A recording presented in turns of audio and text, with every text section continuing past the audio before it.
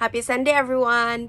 Naay nag-ask, asa do mas better mag-buy og house or magpa-build og house? So, magpalita or magpahimota? So, nanay mga advantages. So, ang advantage lang sa magpalit kay naa na siya dayon, so faster siya, inig ana nimo makita na nimo dayon, never na ka mag-imagine ba kay pagdung nimo magpili naman ka, mag-decide ka palito nimo or dili, nakita na nimo ang mga materials, nakita na nimo tanan-tanan, naa na siya dayon, so dili na siya kayo stressful sa imuha nga part.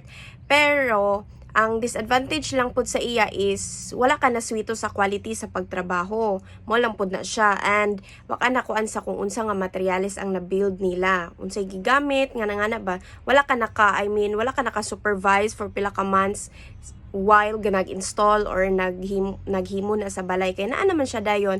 And ang advantage sa kanang magpa-build ka kay kung unsa imong gusto, unsa imong dream, unsa imong ganahan, unsa imong gusto nga ipa-design, mabuhat na siya kay nag-undergo man tag planning.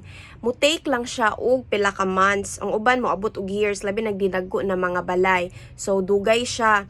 Pero imuha nga gusto ang matuman, and maka-supervise pa jud ka together sa contractor nimo, sa engineer or sa architect while naggama sa balay. So mao lang pud to ang advantage niya.